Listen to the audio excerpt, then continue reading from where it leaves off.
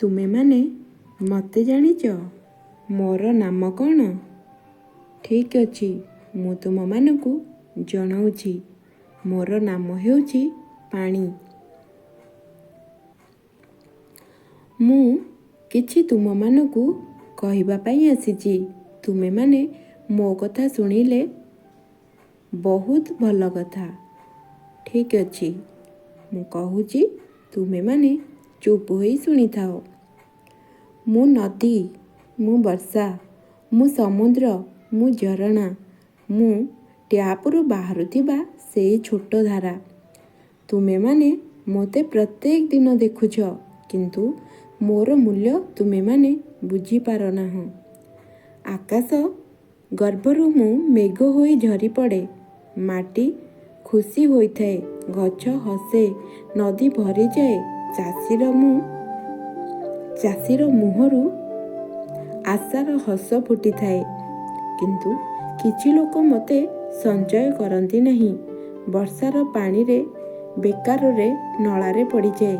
ଛାତରେ ରେନ୍‌ୱାଟର ହାରଭେଷ୍ଟ କେହି କରନ୍ତି ନାହିଁ। ମୁଁ ଭାବେ, ଆଜି ନୁହେଁ କାଲି ଏ ମଣିଷ ସମାଜ ନିଶ୍ଚିନ୍ତ ମୋତେ ବୁଝିପାରିବେ। ତୁମେମାନେ ଜାଣିଛ, ଗୋଟିଏ ଗାଁରେ ଛୋଟ ପିଲାଟିଏ, ତା'ର ନାମ ରାଜୁ। ସେ ଦାନ୍ତ ଘଷିବା ଟାଇମରେ ଦାନ୍ତ ଘଷୁଥିବା ବେଳେ ଟ୍ୟାପ୍ ଖୋଲା ରଖେ। ମୁଁ ଝରି ଝରି ଯାଏ। ବେକାରରେ ମୁଁ କହିବାକୁ ଚାହିଁଲେ ମଧ୍ୟ ମୁଁ ତାକୁ କହିପାରିନଥାଏ, ରାଜୁ ଟ୍ୟାପ୍ ବନ୍ଦ କର, ରାଜୁ ଟ୍ୟାପ୍ ବନ୍ଦ କର, ମୋତେ ବଞ୍ଚା। କିନ୍ତୁ ରାଜୁ ମୋ କଥା ବୁଝିପାରେ ନାହିଁ। ତୁମେମାନେ ଜାଣିଛ, ଏକ ଗାଁର ନାମ ଥିଲା ସୁଖପୁର। ସେଠାରେ ବହୁତ ପୁରୁଣା କାଳିଆ ଗୋଟିଏ କୂଅ ଥିଲା। ସେଇ କୂଅରେ ମୁଁ ପ୍ରତ୍ୟେକ ଦିନ, ଖରା, ବର୍ଷା, ଶୀତ, କାକର, ମୁଁ ଭରି ହୋଇକି ରହୁଥିଲି। ଗାଁର ଲୋକମାନେ ସମସ୍ତେ ମୋତେ ସେଇଠାରୁ ନିଅନ୍ତି। ଯାହାକୁ ଯେତିକି ଆବଶ୍ୟକ ସେହି ହିସାବରେ ନିଅନ୍ତି। ଗରା, ବାଲ୍ଟି, ଏମିତିକି ବଡ଼ ବଡ଼ ଡ୍ରମ୍‌ରେ ମଧ୍ୟ ନିଅନ୍ତି, କିନ୍ତୁ ଆବଶ୍ୟକ ଅନୁସାରେ ନେଇଥାନ୍ତି। ବହୁତ ଦିନ ପରେ ଲୋକମାନେ ଆବଶ୍ୟକଠାରୁ ଅଧିକ ମୋତେ ନେଇଗଲେ। କୂଅ ପୋଖରୀ ଶୁଖିଗଲା। ଚାରିଆଡ଼େ ପାଣିର ଅଭାବ ହେଲା ଏବଂ ଗଛପତ୍ର କାଟିଦେଲେ। ଧୀରେ ଧୀରେ ଆଖପାଖ ଅଞ୍ଚଳରେ କୁଆଡ଼େ ବି ମୋତେ ସେମାନେ ଦେଖିବାକୁ ପାଇଲେ ନାହିଁ। ଛୋଟ ପିଲାମାନେ, ବଡ଼ ଲୋକ ଦୂର ଦୂର ବାଟରୁ ପାଣି ଆଣିବା ପାଇଁ ଗଲେ, କିନ୍ତୁ ସେହି ପାଣି ସେମାନଙ୍କୁ ଅଣ୍ଟି ନଥାଏ। ଗୋଟେ ଗାଁରୁ ଅନ୍ୟ ଗାଁକୁ, ଅନ୍ୟ ଗାଁରୁ ପାଖପାଖ ଅଞ୍ଚଳମାନଙ୍କୁ, ଏମିତିକି ହାହାକାର ପଡ଼ିଗଲା ପାଣି ପାଇଁ। ତ ମୋତେ ଯେତେବେଳେ ଅପବ୍ୟବହାର କରିଲେ, ମୁଁ ସେମାନଙ୍କୁ କହିବା କ୍ଷଣି ସେମାନେ ମୋ କଥା ବୁଝିପାରିଲେ ନାହିଁ। ସେହି ଗାଁର ଜଣେ ବୃଦ୍ଧ ଲୋକ ବହୁତ ବୁଦ୍ଧିମାନ ଥିଲେ। ସେ ତାଙ୍କ ଟାଇମରେ କେବେ ବି ପାଣି ଅଭାବ ହୋଇନଥିଲା।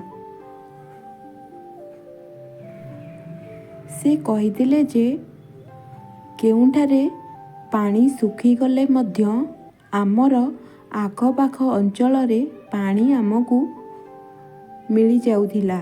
କିନ୍ତୁ ତୁମମାନେ ଯେଉଁଭଳିଆ ଭାବରେ ନଷ୍ଟଭ୍ରଷ୍ଟ କରୁଛ, ଠିକ୍ ସେହିଭଳି ଭାବରେ ତୁମେମାନେ ଭୋଗିବାକୁ ପଡ଼ୁଛି। ଯେମିତିକି ଗଛପତ୍ର କାଟି ଦେଉଛ, ଆବଶ୍ୟକଠାରୁ ଅଧିକ ପାଣି ନଷ୍ଟ କରୁଛ, ସେଥିପାଇଁ ଆଜି ତୁମମାନଙ୍କୁ ଏହି କଷ୍ଟ ଭୋଗିବାକୁ ପଡ଼ୁଛି। ସେ କହିଥିଲେ ଯେ ପାଣି ହେଉଛି ଭଗବାନଙ୍କର ଏକ ବରଦାନ। ପାଣିକୁ ଅପବ୍ୟବହାର କରିଲେ ତୁମକୁ ସଜା ଦିନେ ନା ଦିନେ ମିଳିବ। ସେ ହେଉଛି ଏବେ ତୁମମାନଙ୍କୁ ମିଳିଛି। କ'ଣ ମୋ କଥା ବୁଝିପାରୁଛ? ସେଇ ବୃଦ୍ଧ ଲୋକଟି ଏଇଭଳି ଭାବରେ ସେହି ଗାଁର ଲୋକମାନଙ୍କୁ ବୁଝେଇଥିଲେ, କିନ୍ତୁ ସେମାନେ ଠିକ୍ ଭାବରେ ବୁଝିପାରିଲେ। ସେ ଭାବିଲେ ଯେ ଆମେ ଗଛ କାଟି ଦେଉଛୁ, ଆବଶ୍ୟକଠାରୁ ଅଧିକ ପାଣି ବ୍ୟବହାର କରୁଛୁ। ସେ ବୃଦ୍ଧ ଲୋକକୁ କହିଥିଲେ ଯେ ଆମେ ଏଇଭଳି ଭୁଲ କେବେ ବି କରିବୁ ନାହିଁ। ବୃଦ୍ଧ ଲୋକଟି କହିଥିଲା ଯେ ତୁମେମାନେ ମୋତେ କହିଦେଲେ ହେବନି, ଏଇ କଥାଟା କାମରେ କରି ଦେଖେଇଲେ ତୁମମାନଙ୍କୁ ଭଗବାନ କ୍ଷମା କରିଦିଅନ୍ତି। ସେହି ବୃଦ୍ଧ ଲୋକଟି ପ୍ରତ୍ୟେକ ଲୋକଙ୍କୁ ଜଣ ଜଣଙ୍କ କରି ଶିଖାଇଥିଲେ। କ'ଣ ଶିଖାଇଥିଲେ? ସେ କହିଥିଲେ ଯେ ବର୍ଷା ପାଣିକୁ ଆମେ କେଉଁଭଳି ଭାବରେ ସଞ୍ଚୟ କରିବା। ଏ କଥା ଲୋକମାନଙ୍କୁ ସେହି ବୃଦ୍ଧ ଜଣଙ୍କ କହିଥିଲେ। ଗଛ ଲଗାଇବା, ଟ୍ୟାପ୍ ବନ୍ଦ ରଖିବା, ଆବଶ୍ୟକ ମାତ୍ରାରେ ପାଣି ବ୍ୟବହାର କରିବା, ଏସବୁ କଥା ମାନି ଚଳିଲେ ତାହେଲେ ତୁମମାନଙ୍କୁ ପାଣିର ଅସୁବିଧା ଅଭାବ ଦେଖିବାକୁ ପଡ଼ିବ ନାହିଁ। ଏହି କଥାଟି ବୃଦ୍ଧ ଲୋକ ପ୍ରତ୍ୟେକ ଲୋକଙ୍କୁ ଶିଖେଇଲେ, ବୁଝେଇଲେ। ପ୍ରତ୍ୟେକ ଲୋକ ଏ କଥା ବୁଝିଲେ।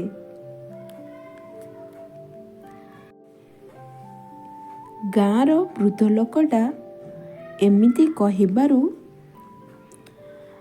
ଗାଁରେ ଥିବା ଗାଁ ପୋଖରୀକୁ ପରିଷ୍କାର କରିଲେ ଏବଂ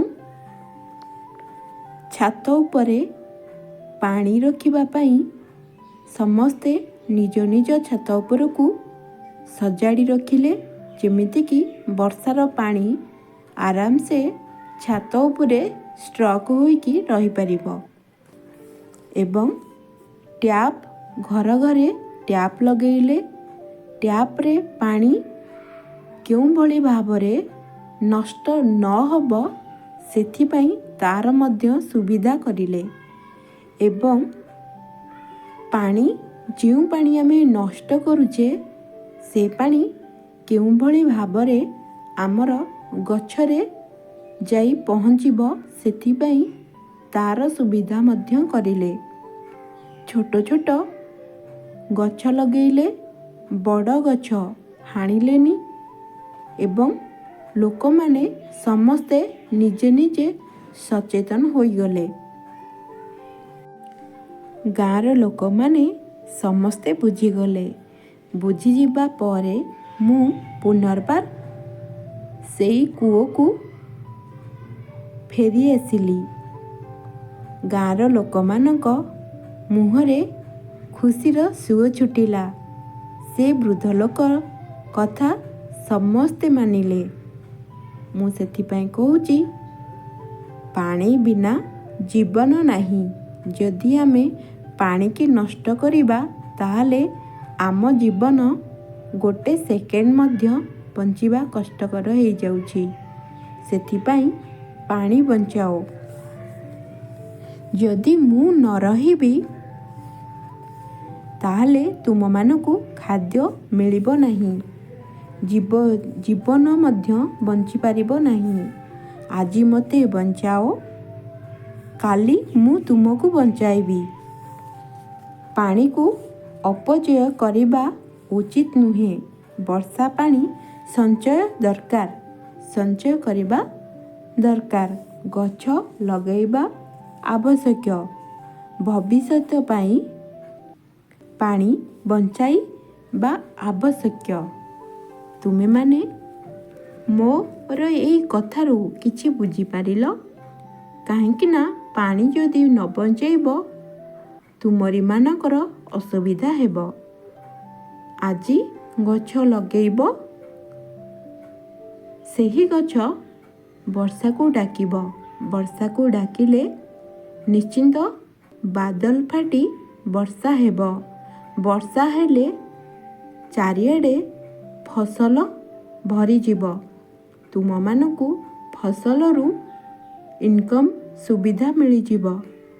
ତୁମେମାନେ କିଛି ଖାଇପାରିବ ଏବଂ କିଛି ବିକ୍ରି ମଧ୍ୟ କରିପାରିବ।